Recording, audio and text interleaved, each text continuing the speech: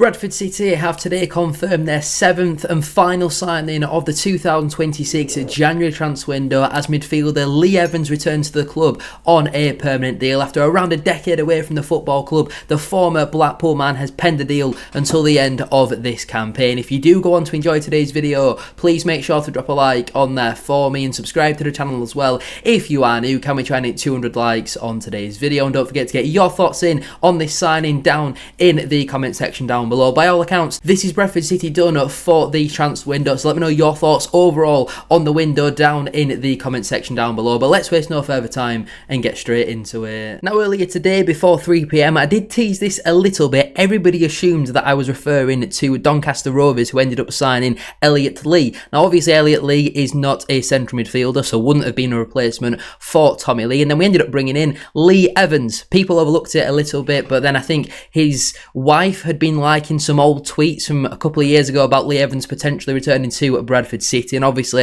it has now officially been confirmed. The Bradford City article does then read, Evans makes a permanent return. Bradford City AFC is delighted to announce the permanent signing of Lee Evans from Blackpool on a deal until the end of the season. The midfielder has won promotion from the third tier on 4 occasions, winning the Sky Bet League One title with Wolves, Wigan and Portsmouth, and also finished as a runner-up with Ipswich in 2022-23.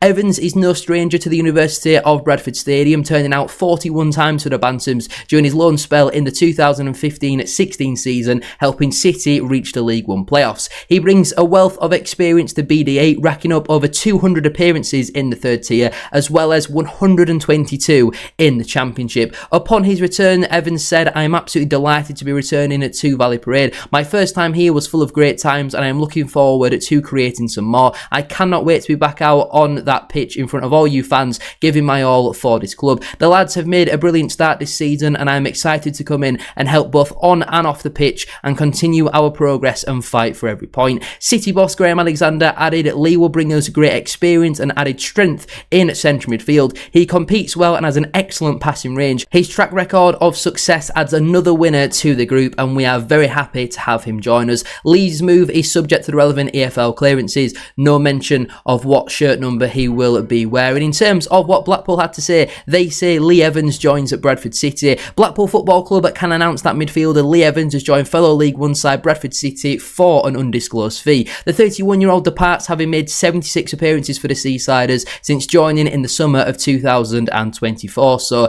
he's been there for a little bit of time now. During his time at Bloomfield Road, the Welshman scored 7 goals. The club thanks Lee for all his efforts at Bloomfield Road and wishes him the very best for the future. Now, I think it's fair to say he didn't enjoy the best spell of his career at Blackpool, but we've made a fair few signings this season that have of players who've not come in with the best reputations, for example, and they've done really well at Bradford City. Certain clubs and systems, tactics, managers, lots of different things can define whether a player is successful or not. So just because he was not the greatest at Blackpool doesn't mean this is suddenly a horrendous sign for Bradford City. I know it was around a decade ago now, so it was kind of irrelevant the last time that he did play for Bradford City, but in that season he certainly made himself a fan favourite in central midfield alongside Josh Cullen. I think this is a really good signing for us. Now, obviously it was announced a couple of hours ago that midfielder Tommy Lee has joined League 2 side at Bristol Rovers on loan for the remainder of the campaign, and I certainly see Lee Evans more as that style of replacement. I think he's going to really compete with Max Power in that position. I don't see Bradford City being able to play both Power and Evans. I think especially in a midfield pairing they will get completely overrun because there is a real lack of pace in there, but I think Evans is going to come in and provide some real competition for Max Power. He needs to make it through I think another 9 games without getting booked or he's going to get a 2-game ban. That is pretty likely, and that is when Lee Evans is going to be most important for Bradford City. I think with the recent surgence of Jensen Metcalfe over the last couple of months, he's been one of Bradford City's best players in near enough every single game that he has played. We should be focusing on trying to develop him and get the best out of him as possible. I think if Bradford City are not promoted this season, Jensen Metcalfe, it's quite likely that he will be sold in the summer for very big money. So let's try and play him for as much as possible. One, because he's a very good player and one of the first names on the team sheet for Bradford City, but each game that he's playing at that level, it's just adding more and more money onto his price tag. And you would assume Everton have got quite a big sell-on clause in Jensen Metcalfe, but I think come the summer if his trajectory continues the way it is, there's no reason why we can't get maybe even a club record fee. I don't know what that is for Bradford City, but £3 million I think we could easily get for Jensen Metcalfe, given the length that he's still got on his contract. And I think Lee Evans and Max Power, they're two very experienced players who've been there and done that to help coach through, not necessarily coach, but guide through Jensen Metcalfe and develop him into an even better player. And I think this is a really smart addition again for Bradford City. I've seen some people complain about it, it's not the most glamorous of signings, but unfortunately not every signing that you can make in football is going to be an amazing 10 out of 10 youthful prospect who's really good now, because unfortunately we just don't quite have the budget to do that. But I don't think the transfer fee would have been very much, in all honesty. I think we've probably brought in more money than what we've let go. We might be spending a little bit more on wages. Obviously, I'm not 100% sure from that point of view, but I certainly don't see this window now as a cost-cutting transfer window. We've got a fair few players out on loan. Not all of their wages will be covered. We've brought in a fair few loans. We've brought in a few players on permanent deals. There's no mention whether there is the option for a further season or anything like that, but he's just here now until the end of the season for the final 18 games or whatever we've got in League One. The man is a proven winner at this level, 3 separate League One titles, another automatic promotion to go with that. He knows some of the other players as well. I think he's worked with the likes of David Sharp. Obviously, no, he's not a player, but he's worked with him at Wigan Athletics, so I assume he knows the likes of Power and Till and these type of players. He's been around the block. He knows Bradford City. I don't really see many negatives to this signing. He's not going to come in and be a starter if and when needed. Experience, proven winner. This is a solid signing for Bradford City. 7 out of 10 I go with. Goals from midfield, I've really not seen too many negatives in this whatsoever, apart from, he didn't have the best spell at Blackpool. He's 31 years of age, but experience is very helpful at this level, I'd say. In terms of Lee Evans' League One season so far for Blackpool, he has been playing pretty recently. He's played in the majority of their games in January, was an unused substitute against Bradford City at the beginning of the month, where obviously we beat them at 2-1, but did feature in the 1-0 victory for the Bantams back in September, I think that was. But this season then, he played at 24 times, which I think Blackpool have played just a couple more games than that, so he's nearly featured in every single one of those matches. He started at 13 of those games, playing 1,266 minutes. He scored 2 goals, which is more than what Tommy Lee got in this campaign, and averaged a goal every 633 minutes. He did miss a further big chance, but had a 14% goal conversion rate, which I think is pretty solid for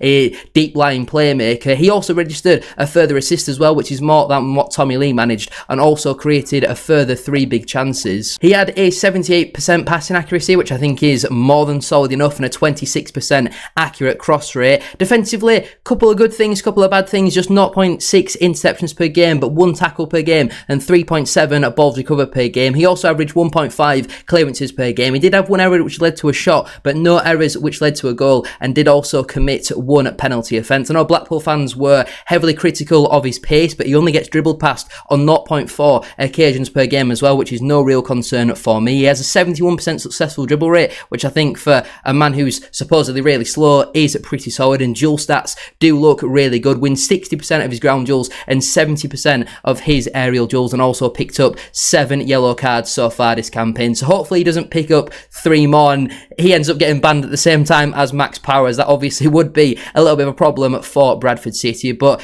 I think in pretty much every stat that we're looking at here, he's better than Tommy Lee, which I know they're not direct like-for-like replacements, but they're as close as what you're going to get as possible. I don't see how bringing Lee Evans in and getting rid of, well, loaning out Tommy Lee is a bad move whatsoever. I'm liking what I'm seeing here. Obviously, if we go back to the 15-16 season when he was with Bradford City, 37 league appearances that campaign, 4 goals in that time. This man's already got a couple of goals in our Amber and Claret. Let's hope that he gets a couple more between now and the end of the season. And for one final time then, let's have a look at how Bradford City squad will line up between now and the remainder of the 2025-26 campaign. On the whole, really happy with the squad, and we're not coming out of the transfer window with any glaringly obvious positions. Obviously, I personally would have liked to have another centre-back, just 5 natural centre-backs on the books, but Ibu Toure certainly is a player who can play there. I don't really think anybody else could play centre-half and look comfortable, but we've just got to hope that we don't pick up too many injuries between now and the end of the season. Tom McIntyre was rumoured to be coming back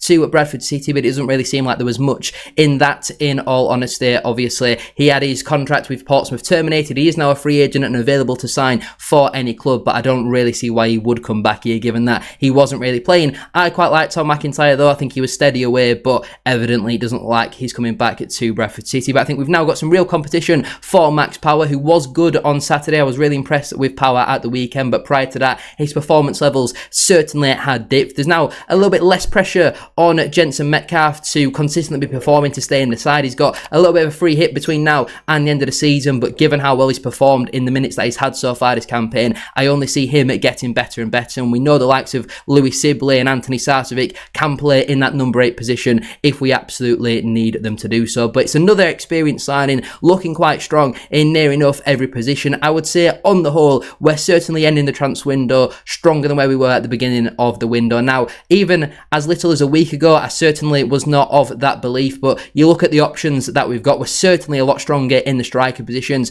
I would say we are probably stronger as well in the attacking midfield positions as of right now, probably stronger in the wing-back positions as well. I know we've had a couple of departures there, but I certainly don't think we are any weaker. Naturally, you are a bit weaker in centre-back, given that you had a couple of departures and not brought anybody in, but I think getting rid of somebody like a Neil Byrne is actually more of a positive for Bradford City, to be honest. So I think it's been a good win on the whole, 7 out of 10 maybe. But anyway, I'm going to leave it there then for today's video. If you have enjoyed, please make sure to drop a like on there for me and subscribe to the channel as well. If you are new, can we try and hit 200 likes, as I said at the start of today's video? And don't forget to get your thoughts in down in the comment section down below on this signing. Former Bradford City man returns to the club. Lee Evans has signed for an undisclosed fee from Blackpool FC on a deal until the end of the season. Very experienced midfielder, will come in and probably cover for Max Power between now and the end of the season. With multiple League One titles to go along with the likes of Curtis Till, the likes of Max Power, who've been there and done it before. But thank you all very much for watching. Have a great rest of your day, and I'll see you very soon for another one.